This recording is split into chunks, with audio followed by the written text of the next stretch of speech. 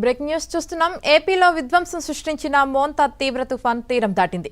అర్ధరాత్రి నర్సాపూర్ సమీపంలో తీరం దాటినట్లు అధికారులు ప్రకటించారు. ఉదయం తుఫాన్గా బలహీనపడే అవకాశముందని హెచ్చరించారు. మోంతా ప్రభావంతో సముద్రం అల్లకల్లోలంగా మారింది.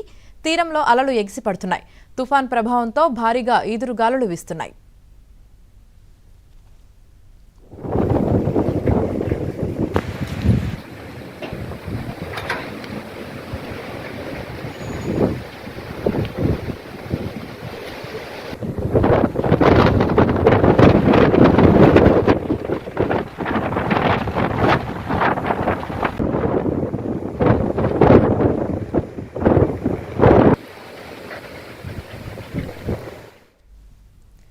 ఏపీలో 14 జిల్లాలకు ఆరెంజ్, 8 జిల్లాలకు ఎల్లో అలర్ట్ జారీ చేశారు. శ్రీకాకుళం, పార్వతీపురం, మన్యం, విజయనగరం, విశాఖ, అనకాపల్లి జిల్లాలో భారీ నుంచి అతి భారీ వర్షాలు కురుస్తాయని హెచ్చరించారు.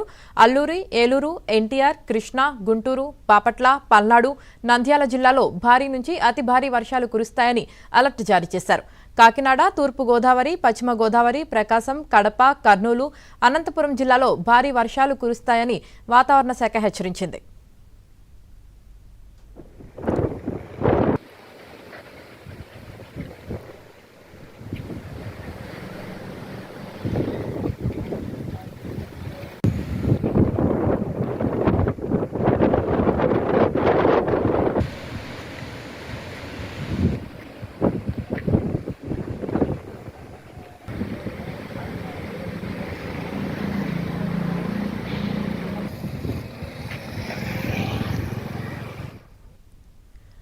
మోంతా తుఫాన్ తీరం దాటింది. అయితే ఇది రానున్న 6 గంటల్లో తుఫాన్గా బలహీన పడుతుందని వాతావరణ శాఖ అధికారులు తెలిపారు. ఇక దీనికి సంబంధించి పూర్తి సమాచారం విజయవాడ నుంచి మా ప్రతినిధి ప్రసాద్ అందిస్తారు. ప్రసాద్,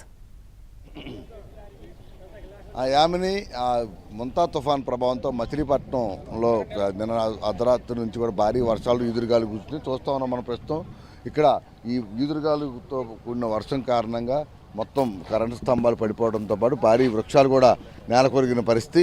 దీంతో ఇక్కడ ఉదయం నుంచి కూడా స్థానికులు కూడా పెద్ద ఎత్తున చూసేందుకు వస్తున్నారు. నిన్న సాయంత్రం నుంచి కూడా మొత్తం ఈ కరెంట్ సరఫరా నిలిపివేయడంతో ముందస్తు జాగ్రత్తగా దాతంతా కూడా అంధకారంలోనే ఉన్నారు. ఇప్పటికి కూడా ప్రస్తుతం పునరుద్ధరించే అవకాశం లేదని, ఈరోజు కూడా భారీ వర్షాలు కురిసే అవకాశం ఉందని కూడా చెప్తా ఉన్నారు. ఇక్కడ మనం చూస్తూ ఉన్నాం మొత్తం భారీ కరెంట్ స్తంభాలు మొత్తం కూడా కింద పడిపోవడం, వీటితో పాటు పెద్ద పెద్ద వృక్షాలు కూడా వీటిపై కూలిపోవడం, కేబుల్ వైర్లు, కరెంటు వైర్లు అన్నీ, టెలిఫోన్ వైర్లు అన్నీ కూడా పూర్తిగా ధ్వంసమయ్యాయి. దీంతో పెద్ద ట్రాన్స్ఫార్మర్ కూడా రోడ్డుకు అడ్డంగా ఉంది. అయితే విద్యుత్ సరఫరా నిలిపివేయడంతో ఎటువంటి ప్రమాదం లేదు. అయితే ఇవన్నీ పునరుద్ధరించాలని స్థానిక ప్రజలు కూడా కోరుతూ ఉన్నారు. సార్ చెప్పండి, ఎట్లా నిన్న నుంచి చూస్తాం మీ తీరం దాటిన దగ్గర నుంచి మొత్తం నిన్న సాయంత్రం నుంచి మీ కరెంటు కూడా తీస్తారు. ఎట్లా ఉంది ఇక్కడ మీరు నిన్న నుంచి ఎట్లా సఫర్ అవుతుంది? గాలి విపరీతంగా ఉందండి. వర్షం తక్కువే కానీ గాలి విపరీతంగా ఉంది. కరెంట్ లేదు. 4 గంటల నుంచే కరెంట్ తీసేశారు మొత్తం. ఈ ట్రాన్స్ఫారం మెయిన్ ఏంటంటే రోడ్డుకు అడ్డంగా ఉంది. చాలా ప్రమాదాలు జరుగుతున్నాయి. మరీ రోడ్డు మధ్యలో వేసారు ట్రాన్స్ఫారం. అవతల జరిపేయాలి. వాటర్ కూడా లేదు, కరెంట్ లేదు కదా, ట్యాంకుల్లో నీళ్లు లేవు, స్నానాలు కాటికి ఇబ్బందిగా ఉంది. ముందు కాస్త కరెంటుని మరి పునరుద్ధరించాలని చెప్పేసి కోరుతున్నాం. అంటే మోంతా తుఫాన్ మొత్తం మీ కాకినాడ నుంచి మచిలీపట్నం మధ్యలో నిన్న తీరం దాటిన పరిస్థితి. నిన్న 2 రోజు నుంచి ప్రభుత్వం కూడా ముందస్తుగా చాలా హెచ్చరికలు జారీ చేసింది. అందరూ అప్రమత్తంగా ఉండాలని చెప్పింది.